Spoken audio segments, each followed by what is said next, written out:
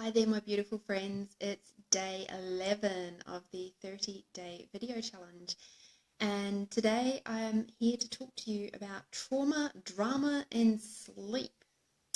Now, as I'm sure many of you have experienced in your life, maybe something that's really sent you into a space where you end up in a lot of trauma and drama and upset. And for me, the biggest moment of that was at the end of my first marriage, where it ended very, very suddenly.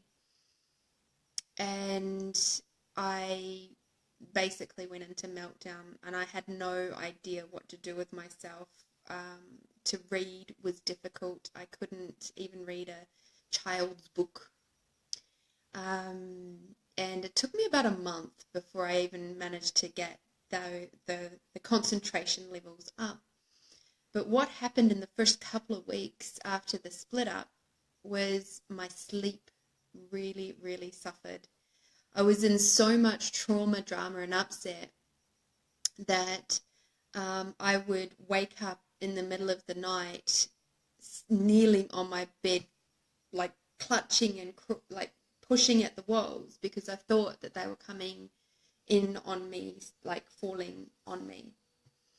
And after about 2 weeks of this and just not getting sleep, I went off to my doctor, and I said to my doctor, I really, really need something to help me sleep. And the doctor said to me, well, what we've found works really well is to prescribe, antidepressants along with sleeping pills. And I said, no, I don't need antidepressants. I need to have something to help me sleep. If I could just get a good night's sleep, one night of, at least 6 hours sleep, I would be able to cope. And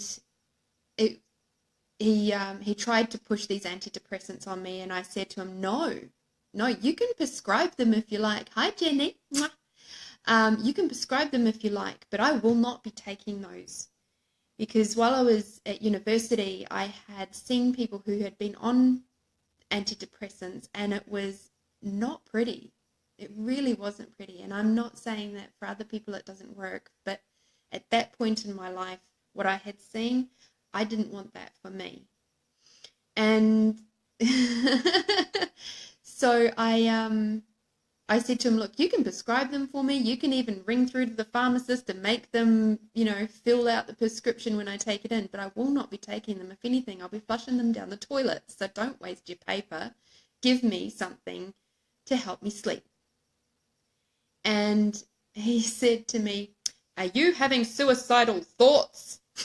And I said, if I don't get any sleep, yes, I will be having suicidal thoughts, and you'll be at the end of them.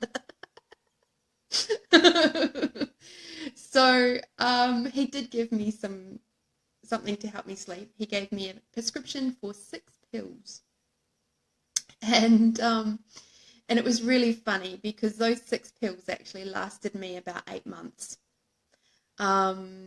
Because once I managed to get past that initial hurdle of being able to have a good night's sleep, I was actually able to cope with my day, and I was able to keep taking those steps forward, which, I had the beautiful support of my granddad at the time, who was right there holding my hand essentially. Hi, Sharon. Hi, Bantu. And I was so grateful for him, because he just took me to this place where I was like, once I got to the point of going, okay, I'm ready to start doing something, but I'm not really ready to face the world. He was able to see that, and in his beautiful way was able to give me things to do to keep my body moving.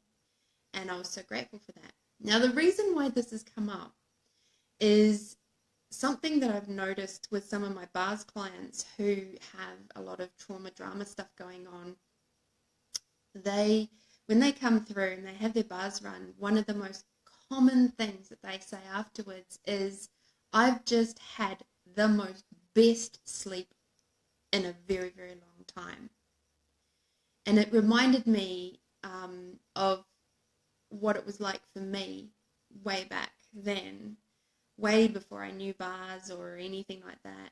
And I kind of go, gosh, if only I had known that this process was available back then and had somebody around me that could actually do that, then my life could have been so much easier and faster in healing and recovering.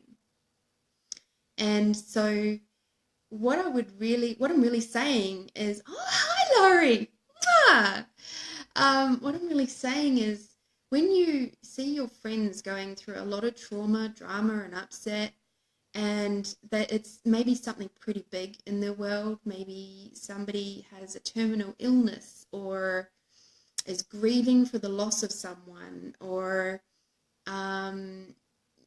maybe they've just discovered that they've lost their job of X amount of years, and been made redundant, and it was sudden or something like that. And what happens in the mind is it just gets into this big whirly wind of emotion and emotional trauma and drama and upset.